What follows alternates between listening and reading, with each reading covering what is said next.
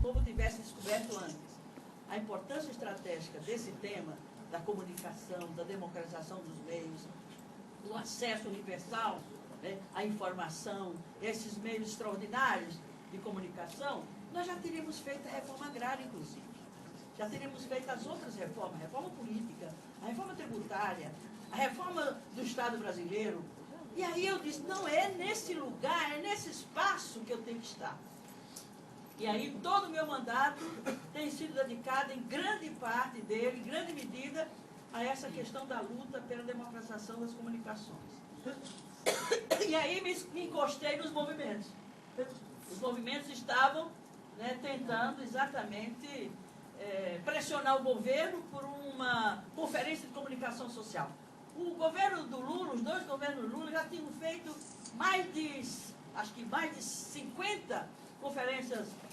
nacionais sobre as várias temáticas que acompanham as políticas públicas, de saúde, de assistência social, de cultura, etc., mas nunca havia realizado nem convocado, não é só o governo Lula, os governos anteriores também nunca haviam, a não ser na temática da saúde e outras temáticas da educação, mas nunca nenhum desses governos havia se disposto, se interessado, se lembrado de que a questão da política de comunicação social é uma questão estratégica, uma questão importante. E aí os movimentos no encontro nacional feito na Câmara dos Deputados, aí eu, como eu era deputada e precisava ajudar e requerer espaço para a reunião nacional para acontecer, eles tiveram que vir de contrabando. Eu fui de contrabando nessa reunião nacional com os movimentos e aí eu comecei a me engajar nessa luta. E depois daquele encontro foi um marco. A partir dali, não só o movimento pressionou o governo Lula, né? A revelia do ministro das Comunicações Sociais, que não queria absolutamente essa história de conferência e de discussão nenhuma sobre a temática da comunicação. O Lula foi pressionado pelos movimentos, ele convocou, se fizeram conferências estaduais, preparando aquele evento nacional, definindo e elegendo delegados, e aí começou a sociedade, através desses movimentos, a assumir essa agenda. Já estava no Fórum Nacional para a Democratização das Comunicações, estava no Intervozes, estava nas outras entidades que já militavam nesse tema, né, entidades do campo público das comunicações, mas aquele momento foi um momento que aglutinou as forças vivas da sociedade em torno de um tema estratégico para qualquer sociedade que se queira moderna, civilizada e desenvolvida e justa, é a democratização dos meios de comunicação de massa. E aí realizou-se a primeira conferência, com mais de 1.600 delegados, representando o país inteiro, e naquele evento, com a participação de alguns empresários de mídia, que estribucharam o mais que puderam para não estar presente naquele evento. Alguns se evadiram, não quiseram se comprometer, mas um pequeno grupo esteve lá e foi bom, porque ficou configurado que os três atores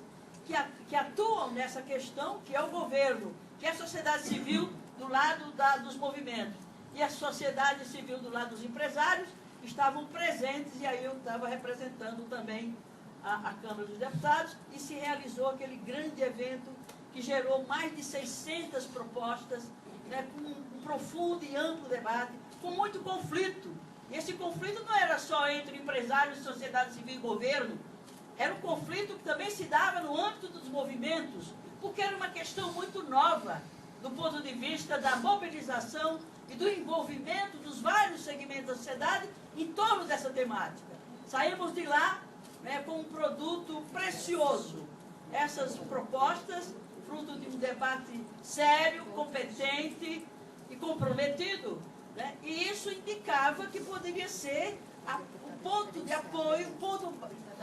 a referência básica que o governo deveria usar, já que tinha sido o governo que convocou a conferência, que estava presente na conferência, tomasse aquelas resoluções e gestasse um projeto de lei reformulando o marco legal das comunicações e adotando outras providências no sentido de colocar as condições legais, normativas, institucionais numa condição para sustentar as mudanças que as novas tecnologias, inclusive, estavam a exigir, né, num país cujo marco regulatório já completou 50 anos no ano passado, já está entrando nos 51 anos. A Lei Geral a Lei Geral das Telecomunicações já completou 26 anos este ano, a Constituição Federal completa 25 este ano, até hoje não foi regulamentada no seu capítulo 5º, que trata desse tema, e o fato é que, em relação à sociedade civil, que incorporou essa agenda, pelo menos esse segmento organizado em torno dessa temática, acumulou força política, acumulou conhecimento, acumulou a capacidade, né, de dialogar com a sociedade como um todo a respeito dessa questão, e aí nós colocamos a disputa com o governo e a disputa com os empresários num outro patamar de qualidade e de competência política no enfrentamento de uma questão estratégica, como eu dizia antes, para qualquer sociedade que quer se desenvolver com justiça, com igualdade e com respeito aos direitos humanos. Porque o acesso geral, irrestrito às comunicações e à informação é um direito humano previsto na própria Carta das Nações Unidas sobre os Direitos Humanos. O fato é que o ministro da época, o Franklin Martins, foi um pouquinho mais inteligente, um pouquinho menos resistente, embora ele tenha apresentado em certo momento resistência a incorporar o acúmulo que a sociedade havia criado, construído,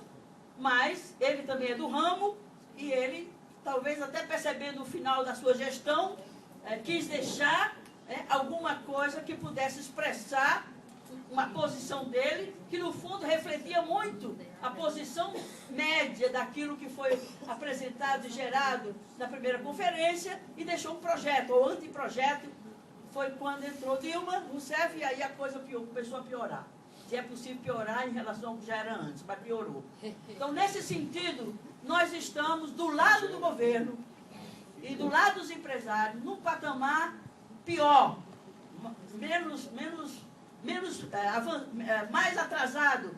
em relação ao que nós estivemos em outros momentos. E o fato é que isso nos coloca para nós uma responsabilidade e um redobrar das nossas energias, da nossa organização, da nossa politização e do nosso comprometimento com essa questão. Por isso que eu fico entusiasmada por ter um grupo tão representativo de tanta gente que está entrando agora, alguns deles, né, nesse debate, e espero também na militância em torno dessa questão. Isso vem nos reforçar, vem nos fortalecer e promete, isso promete, porque só quando o povo faz isso, se mobiliza, se organiza e aumenta a sua força e tem consciência do poder que tem como poder popular, a gente consegue mudar mesmo aquilo que me parece imutável na história do nosso país e da nossa sociedade. E daí, o que é que nós fizemos, para além disso?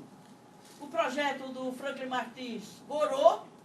né? Não quiseram levar em consideração e diziam que iam começar tudo de novo, e não começaram coisa nenhuma, tudo de novo, nem no passado, nem agora. Essa é a verdade. E aí, na Câmara, nós criamos uma frente parlamentar pela liberdade de expressão e o direito à comunicação com participação popular. Deputados, algumas dezenas de deputados, subscreveram a criação da frente, e 107, que foi a contagem que eu fiz até recentemente, 107 entidades nacionais que militam no tema das comunicações, fazem parte dessa frente parlamentar, que tem uma coordenação colegiada, não tem presidente, não tem coordenador, não tem ninguém, mas é um colegiado de parlamentares e de entidades da sociedade civil que decidem uma agenda e que implementam essa agenda, e uma agenda muito articulada com os movimentos, sobretudo com o FNDC, com as entidades todas que compõem o FNDC. Temos acompanhado essa questão toda e temos interferido como Câmara dos Deputados, através da Comissão da Ciência e Tecnologia, na qual eu atuo como membro da minha bancada, e a gente serve também de instrumento para cobrar do governo, para pressionar do governo, para produzir documentos. Por exemplo, recentemente, a Frente produziu um documento sobre a questão da digitalização do rádio, e mandamos para o presidente da Comissão de Comunicação Ciência e Tecnologia, encaminhamos para o Ministério das Comunicações, encaminhamos para onde a gente deveria encaminhar, assim como a luta, por exemplo, né, pela operação de rede em relação às redes públicas, campo público das comunicações. Fizemos uma conferência internacional sobre a democratização das comunicações no âmbito do campo público das comunicações e temos, de fato, suscitado iniciativas, pressões, cobranças, audiências públicas, o que tem sido um campo de luta, junto com a sociedade civil organizada, com essas entidades, e a partir de todo momento que a gente consegue transmitir, né, essa importância dessa luta pela democratização das comunicações no nosso país, nós não perdemos tempo em relação a isso. E a minha avaliação é otimista. Quando a gente pressiona de forma organizada, politizada e segura, a gente determina e mobiliza e exige e pressiona e consegue conquistas importantes no âmbito de quem detém o poder político, que lamentavelmente, embora sejam forças que nós pusemos lá, e que são forças que estão ligadas a nós, não descobriram ainda, ou não se interessaram ainda pela questão das comunicações e muito menos pela sua democratização. Então, é isso que nós temos e é isso que nos coloca nesse momento, nesse patamar, né? Mas há muito ainda a se fazer e para se fazer isso, o que precisa ser feito, a gente tem que estar mais fortalecidos, mais conscientes, mais competentes, que é uma área complexa, uma área que envolve um certo conhecimento das novas tecnologias que impactaram de forma fantástica o campo das comunicações sociais, e aí nós estamos certamente nessa batalha, que é mais uma, e a vitória dela certamente nos coloca também no outro patamar em relação a outras batalhas. E agora o FNDC, né, com o aval de todos nós que participamos e construímos a primeira Confecom, produziram um evento bastante democrático, né, um projeto de lei de iniciativa popular, e vamos sair na sociedade coletando as assinaturas, não é de 1,5 milhão,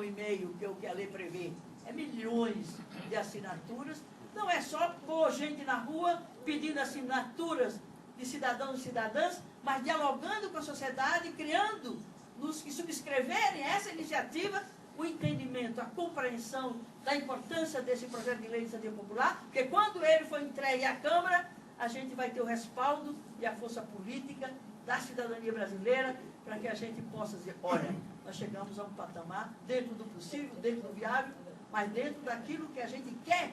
que seja um momento de algo maior que a gente vai conseguir mais para frente, para que de fato a informação e a comunicação como direito humano fundamental comece a ser respeitado nesse país, e a legislação que regula, que normatiza e que concentra essa norma atual, o poder da mídia nas mãos de uma minoria, com o oligopólio, né, reproduzindo uma tradição brasileira em que esse meio sempre esteve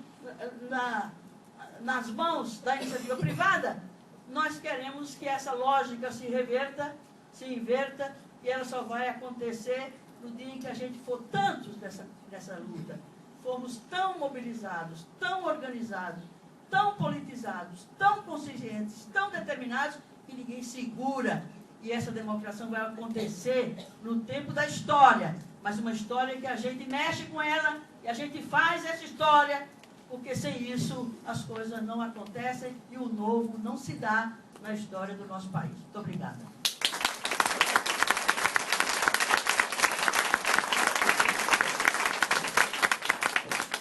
A beleza de ouvir as palavras da Erundina é que a gente se contagia cada vez mais. Cada um de nós aqui pegar um pouquinho desse entusiasmo que ela tem por essa luta, eu tenho certeza que nós vamos coletar em milhões e milhões de assinaturas e vamos mudar essa realidade da comunicação.